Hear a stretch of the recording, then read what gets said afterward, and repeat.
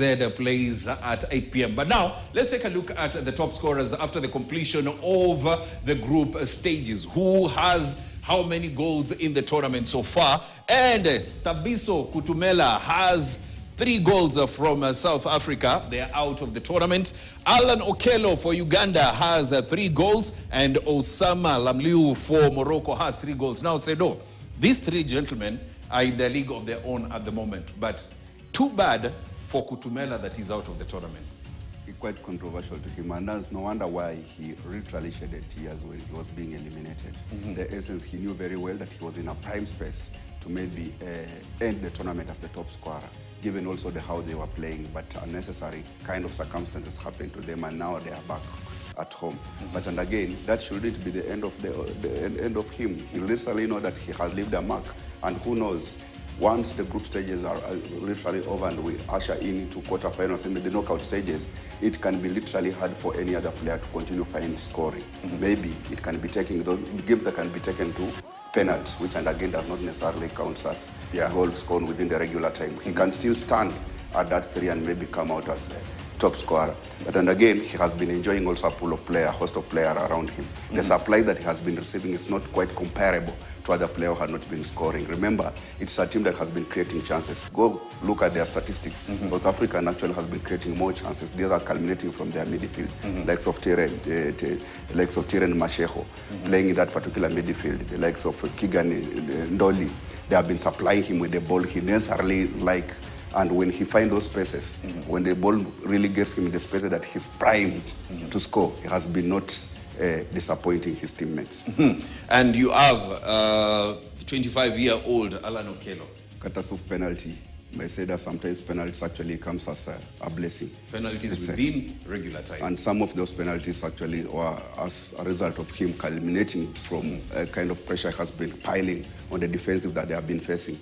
But all done and said, penalty is also counted as a goal, and that's why he's now on 3 goals as a top scorer.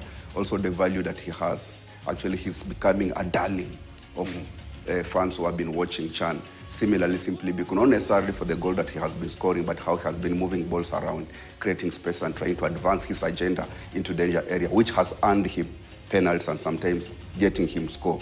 Again, he will be celebrated as a player who has redefined himself, traveling all the way to overseas, coming to Northern Africa and then back to East Africa, and he's still doing what people really want to associate him with. It's a plus to him. He still has a yard, like 7 years ahead of him, to redefine his stage and maybe move further. Osama Lamlu.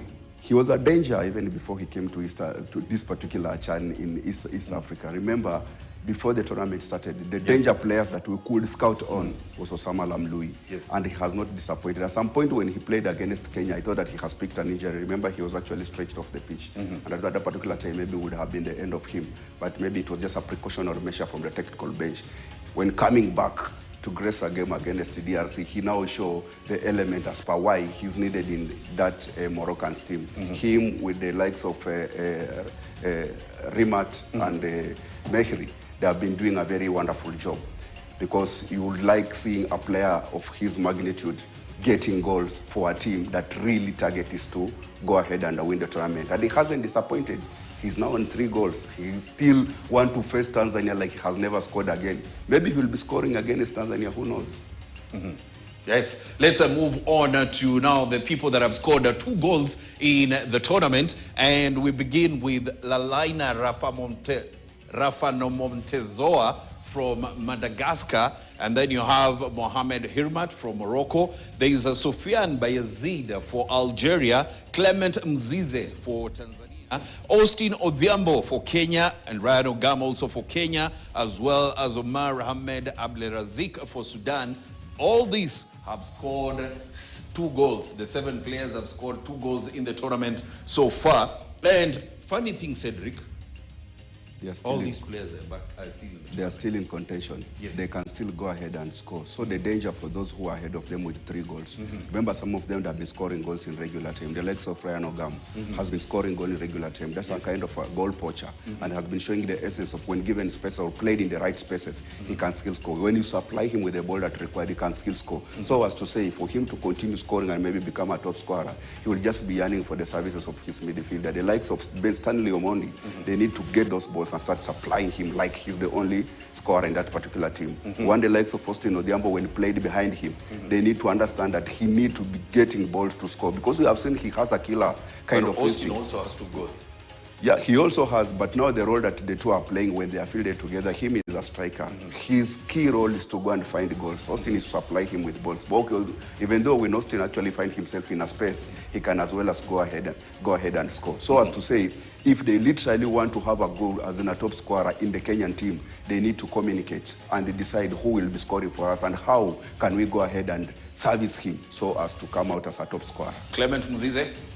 Zize, I think if he doesn't turn out necessarily against Morocco, then that will be the end of him. Remember, they are really facing a giant, and he's literally a giant. He's not actually a sugar-coated giant, as people say. That's not a plastic giant. It's a giant, the essence that it has taken this tournament twice, and it is on the card of actually tormenting the African continental soccer. So as to me, Mizize need to click like he has never clicked before if he want to score any goals against Morocco. And also, he will be yearning for the surface for the likes of Faisal, Sulum, Feitoto to supply him with goal. If at all he want to score, because remember, he's just a typically number 9 and he needs those balls. They need to create set pieces around the danger area if he literally wants to score those kinds of goals. You've spoken about Mohamed Hirmat for Morocco. You have Sofiane Bayazid for Algeria. He's also been a danger man coming from the bench. Yes. And Kenya will be facing Madagascar, and Lalaina will be a big threat. A thorn in our flesh. And the good thing is that actually they have played before us. We have seen him and we have marked him as a danger person. Little to be said, he need actually to be denied any space whatsoever. He like moving around with balls and he like actually killing those balls at a single instinct, just like a number 9 would do. And remember, he's not a number 9. He's playing behind number 9. He's a midfielder. So as to say, deny him spaces to get those balls and move them around. Once you deny him space, he will become frustrated and he can start committing faults that can really result for him being either yellow carded and maybe being slowed down by the tempo and everything. Just deny him, cut off his supply as possible, as much. Yes, once again, the players that have scored 2 goals in the tournament. Remember, there are 3 players that have scored 3 goals in the tournament, but these have scored 2. Lalaina, Mohamed Hirmat, Sofiane Bayazid, Clement Mzize, Austin Odhiambo, Ryan Ogam, as well as Omer Ahmed Abdelrazik for Sudan. These all have 2 goals in the tournament, but the good thing is they all will be playing in the quarterfinals. Now, after the completion of the group stages yesterday, I want us to take a look at the